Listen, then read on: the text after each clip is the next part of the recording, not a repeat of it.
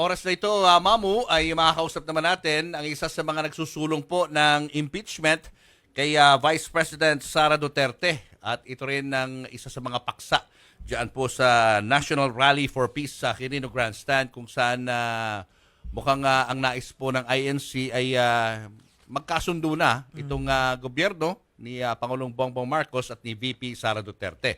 Magandang hapon po sa inyo, Congresswoman Franz Castro ng ACT Party List.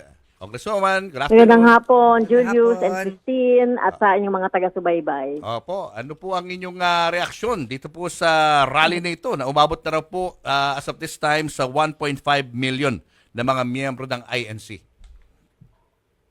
Well, karapatan naman, Julius, no, ng ating mga kapatid sa INC na magpahayag ng kanilang mga saloobin, yung gustong sabihin sa gobyerno, no, tayo po inirespeto natin itong ganitong karapatan ng bawat mamamayan. Mm-mm. So, yung pagpapahayag nila ay bahagi naman yan no, ng mga democratic process na pinapahintulot naman ng ating batas. Opo. Pero ito po ba ay posibleng maging dahilan para hindi na po isulong itong mga impeachment complaints sa Congress?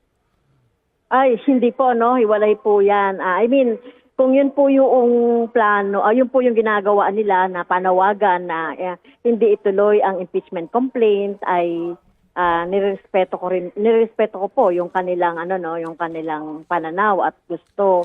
Pero kami po yung tatlong impeachment group, no, pro-impeachment group at mga complainants, kami po ay nananawagan at gusto nating maituloy kasi ang panawagan ng accountability, ang panawagan ng pagpapanagot, no, doon sa mga opisyales na nagkakaroon po ng hindi magandang ginawa, no, sa ating gobyerno, particular ito si Vice President Sara Duterte, yung misspent noong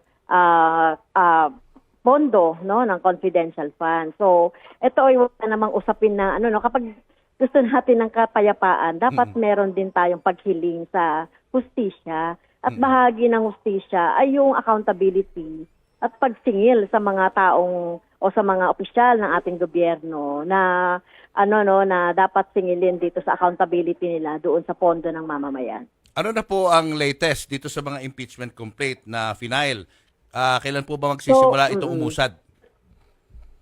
Sa ngayon, Julius, Christine, ito ay nasa office ni Secretary General at balita namin na verified na at plano na itong ipasa doon sa speaker and hopefully ay magtuloy-tuloy na ito, ma-endorse ni speaker doon sa Committee on Justice. No, Opo. at sana ay maumpisahan na yung proseso. May nakikita ho ba kayo na posibleng maging balakid para hindi po matuloy itong pagsulong na impeachment? Tingin ko naman dito sa bahagi namin dito sa House of Representatives, no. Gumulong lang yung pagdinig kaugnay dito sa impeachment complaint at ma-realize ng ating mga kasamahan dito yung kahalagahan nitong impeachment ay tingin ko ay so ito yung mga balakid yung ating mga kasamahan din na medyo hesitant sila no dahil sa iba't ibang mga political and personal reasons. So sana naman ay ma-encourage sila na Jo, tubig. itong Tuloy nyo ba? Silang pa. impeachment complaint. Pasensya na po, naubo ho tayo. Sige, go ahead po. Tuloy nyo lang po.